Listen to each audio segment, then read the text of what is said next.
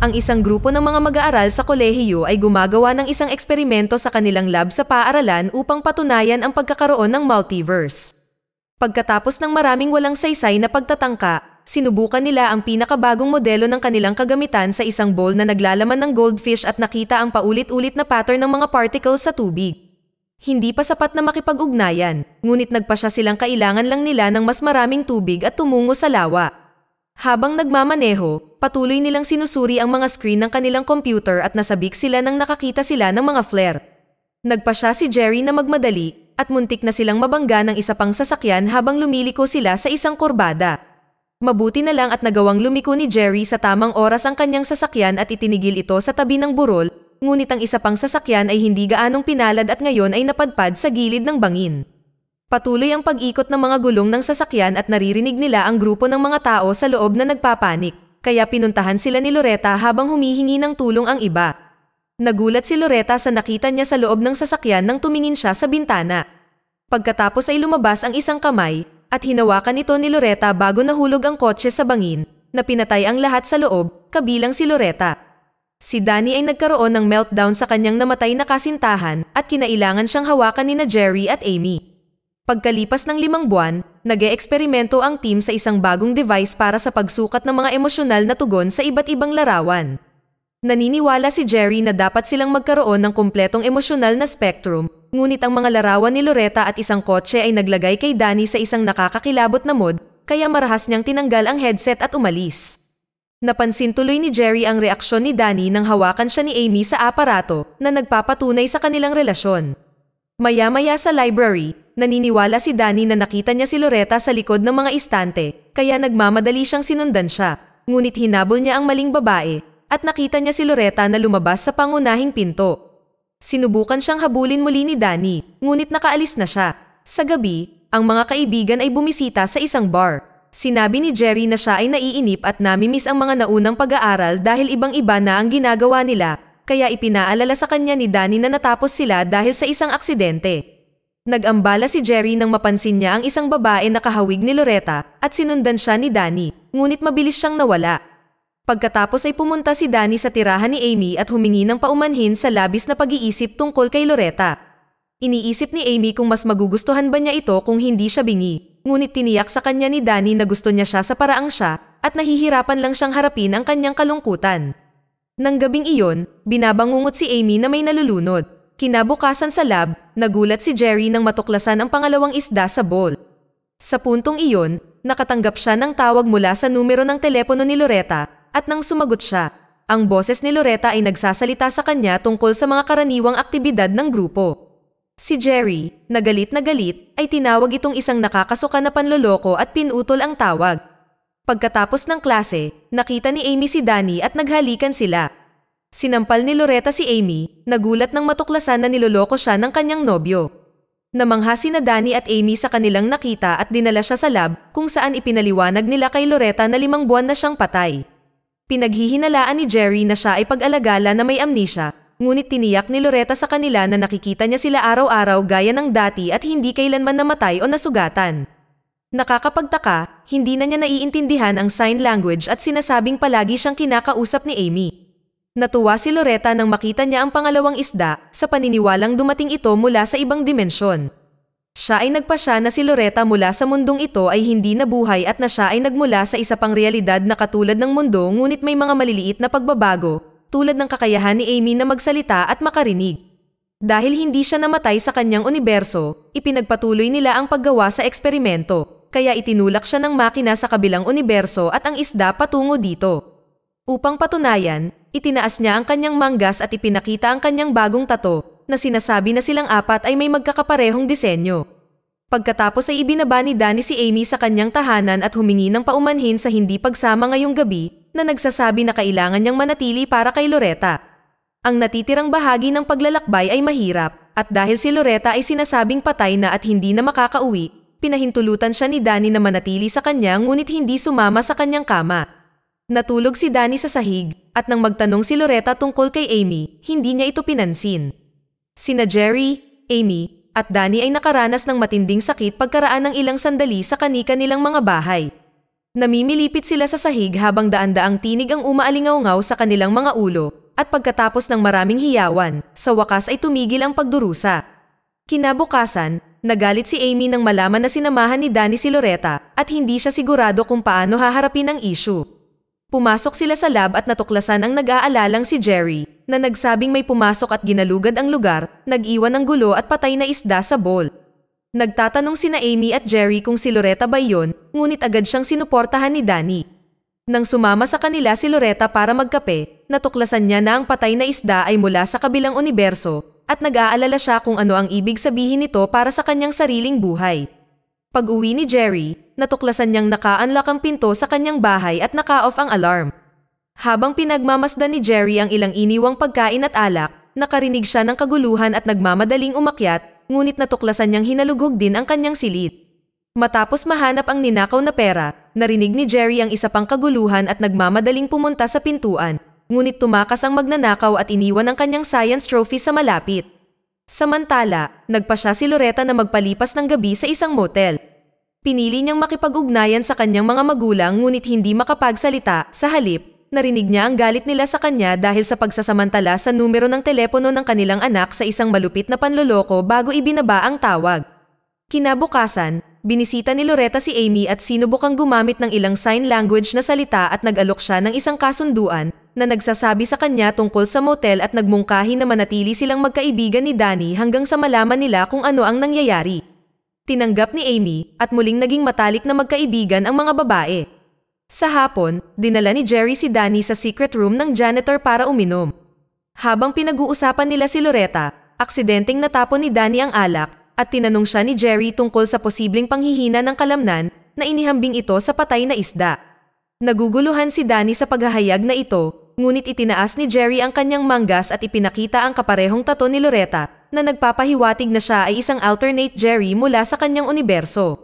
Ang masaklap pa, nagsimulang makaramdam ng sakit si Danny pagkatapos lasunin ng inumin ni Jerry. Nagpatuloy si Jerry sa pagsasabing nagbukas si Loretta ng gateway sa planetang ito at lahat sila ay na-stuck dito dahil walang makinang magbabalik sa kanila. Ang dalawang magkatulad na bersyon ng parehong mas ay hindi nilalayong umiral sa parehong mundo dahil ito ay labag sa batas ng pisika. Ito ang dahilan kung bakit namatay ang isang isda at ang magkakaibigan ay nagkasakit mula kagabi, kusang inaayos ng oras ang sarili nito. Ayos lang si Loretta dahil namatay na ang kanyang local version. Gusto ni Jerry na ihiwalay si Danny sa sarili niyang mundo, kaya sinundan niya ito at pinigilan itong huminga hanggang sa mamatay. Samantala, sina Jerry at Amy ng realidad na ito ay pinagmamasdan ang kanilang mga kamay na nanginginig ng hindi maganda. Si Loretta ay nasa isang pub na nakikipag-chat sa totoong Jerry nang bigla siyang nag-ambala ng alternate Danny na humalik kay Loretta. Hindi siya komportable dito at umalis. Pagkatapos ay tinawag ni Jerry si Danny dahil sa kakaibang pag-uugali at binanggit si Amy na naging dahilan upang magalit si Danny sa mga kakaibang paratang na ito at umalis din. Nang dumating si Danny sa kanyang sasakyan, nakita niya ang alternate Jerry na nagpapaliwanag kung ano ang nangyayari dahil hindi alam ni Danny na narito siya hanggang ngayon. Habang nagpapanik si Danny, ipinakita sa kanya ni Jerry ang nanginginig niyang kamay at hiniling sa kanya na patayin ang orihinal na Jerry para sa kanya. Muling tumalikod si Danny at inutusan siyang gawin ito mismo, ngunit sinabi ni Jerry na sinubukan niya ngunit hindi niya magawa. Siya pala ang nagnakaw sa bahay ni Jerry at kinuha ang tropeyo bilang sandata, ngunit nang makita ang sariling mukha ay hindi niya magawa. Gayunpaman, patuloy na tumatanggi si Danny na gumawa ng anumang mga pagpatay, at si Jerry ay nagalit at sumigaw, na nagudyok kay Danny na maunawaan na si Jerry ay hindi nakainom ng kanyang gamot. Maya-maya sa hapong iyon, ang alternate Jerry ay pumasok sa tirahan at nagnakaw ng baril. Humihikbi ng husto si Loretta habang pinapanood ang news broadcast ng kanyang pagkamatay mula sa motel. Samantala, nilapitan ni Amy si Danny at tinangka itong halikan, ngunit itinulak niya ito palayo. Alam ni Amy na hindi siya ang Danny niya at tumakas, nanginginig ang kanyang mga kamay habang pinapaandar niya ang kanyang scooter. Makalipas ang ilang sandali ay bumalik si Amy sa bahay at medyo hindi kaaya-aya sa kanyang ina, nabingirin at nakakakita ng kakaibang pag-uugali ng kanyang anak.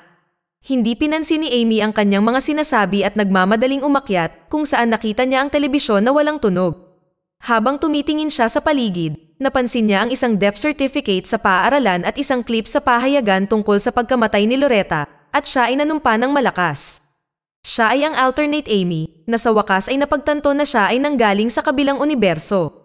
Nagpanik siya at nakipag-ugnayan kay Jerry para pag-usapan kung ano ang nangyayari, na naging dahilan para mataranta rin si Jerry. Agad na ibinaba ni Amy ang tawag, na pagtantong hindi siya ang Jerry niya. Pagkatapos ay nakatanggap si Jerry ng text mula kay Amy na humihiling sa kanya na makipagkita sa library. Nagpalitan sila ng impormasyon at nalaman na ang lahat ng apat na magkakaibigan ay pumasok sa mundong ito. Nang naalala nila ang isda, nagsimula silang mag-alala para sa kanilang buhay. Samantala, ang alternate Jerry ay minamaneho si Loretta, tinatakot siya sa pamamagitan ng pagpapabilis. Sa huli ay itinigil niya ang sasakyan sa gitna ng kalsada upang ipakita sa kanya ang tato at ipahayag na siya ang Jerry niya, at nakipagkamay si Loretta, pumayag na maging partner. Napansin din niya na nanginginig ang mga daliri nito na nagpapaalala sa kanya kung ano ang kailangan niyang gawin. Si Jerry ay nagmamaneho ng mas mabilis pabalik, nagmamaneho na parang baliw. Sa kalaunan ay bumaba si Loretta at tumanggi na sabihin kay Jerry kung saan siya nakatira, na sinasabi na malinaw na ayaw na niya sa kanya. Samantala, ang tunay na Jerry ay pumunta upang makita si Danny at hiniling na malaman kung nasaan ang kanyang aktwal na kaibigan. Itinulak siya ni Danny palayo at ipinaalam sa kanya na pinatay siya ng isa pang Jerry, na binibigyang diin na sa kanyang realidad, si Jerry ay isang baliw. Balik tayo kay Amy, tumakbo siya pauwi at nalaman niyang natutulog ang kanyang ina. Sa puntong iyon, pinadalhan siya ni Jerry ng isang text na nag-aalerto sa kanya na ang kanyang alternate na sarili ay isang mamamatay tao. Pagkatapos ay nagsimula siyang umakyat sa itaas, napansin na lumalala ang paghihirap habang papalapit siya sa kanyang silid. Natakot si Amy nang makita niya ang sarili niyang naghihintay sa kama. Ang alternate na Amy ay nagsabi na ang kanyang ina ay bingi rin, at ang mga pagkakataong maipasa ito ay 70%, kaya tila siya ay naging maswerte. Noong bata pa siya, ikinahiya niya ang kanyang ina at nagalit dahil wala siyang normal na pamilya, kaya hindi naging mabait ang alternate Amy sa kanya. Gayunpaman, sa universo na ito, napansin niya na ang kanyang ina at ang lokal na si Amy ay sobrang magkasundo, at tumanggi siyang guluhin iyon, na nais na maging masaya ang kanyang ina. Pagkatapos ay umalis si alternate Amy, at nang bumalik ang aktwal na Amy, ang kanyang ina ay naguguluhan dahil kanina lang ay nakita niya ito. Ipinaalam sa kanya ni Amy na hindi siya iyon at ang lahat ng ito ay mahirap unawain. Nangako sa kanya na siya ang totoo at hindi siya pababayaan. Pagkatapos ay sinundan ni Amy ang kanyang sarili at nakita siyang naglalakad sa karagatan kung saan nagsimula ang lahat. Naalala ni Amy ang kanyang panaginip at sinubukan siyang pigilan, ngunit naniniwala si alternate Amy na maibabalik siya ng karagatan sa kanyang realidad at pinayuhan si Amy na alagaan ang kanyang ina bago lumangoy. Nahirapan si Amy dahil unti-unti siyang nilalamon ng tubig pababa hanggang sa mawala siya, ngunit napansin din niyang hindi na nanginginig ang kanyang katawan. Samantala, pinuntahan ni Loretta si Danny upang balaan siya tungkol kay Jerry, para lamang makita ang tato at malaman ang katotohanan. Habang nagte-text sila kay Amy na mag-ayos ng isang pagpupulong, umuwi si Jerry at natagpuan ang kanyang sarili na kumukuha ng isang revolver. Tinulak siya pabalik ng orihinal na Jerry habang hawak niya ang kanyang kamay at hinampas ito sa cabinet, nagsimula ng labanan na nagpabagsak sa kanila sa sahig. Nang dumating ang tatlo pa at nakitang sinasakal ni Jerry ang isa pa, kinuha ni Loretta ang baril at inutusan silang tumigil, ngunit hindi siya sigurado kung sino ang babarilin. Nagmamadaling pumasok si Danny at sinuri ang braso ni Jerry. Mabilis na natukoy ang totoo upang mapatulog ni Loretta ang isa gamit ang revolver. Nang ang tunay na Jerry ay nakahinga na sa wakas, siya ay tumalon sa kanyang alternate na sarili at sinimulang bugbugin siya ng tropeyo hanggang sa mapatay niya siya. Pagkatapos, ang grupo ay pumunta sa isang lusak upang itapon ang katawan. Sa kanilang pagbabalik, muntik silang mabangga ng paparating na sasakyan, at ang biglaang pagliko upang maiwasan ito ay naging dahilan upang mapunta ang kanilang sasakyan sa gilid ng bangin. Lumalabas na sila ang sasakyan na naging sanhi ng aksidente sa unang eksena, at ang orihinal na Loretta ay dumating upang suriin ang mga ito na nagulat nang makita niya ang kanyang sarili. Ang alternate Loretta ay nakipag-ugnayan sa kanya upang kumpirmahin na ito ay totoo, at ang aksidente ay naganap muli na ang kotse ay bumangga at pinatay ang buong grupo at si Loretta. Biglang nag-reset ang araw, at ang apat na magkakaibigan ay bumalik sa unibersidad, sabik na magsagawa muli ng eksperimento. Dito na nagtatapos ang kwento. Sana ay nagustuhan nyo. Mag-subscribe na kung hindi ka pa nakasubscribe. Pindutin na rin ang notification bell at like button upang matulungan ang channel, and leave a comment down below. And as always, thank you for watching.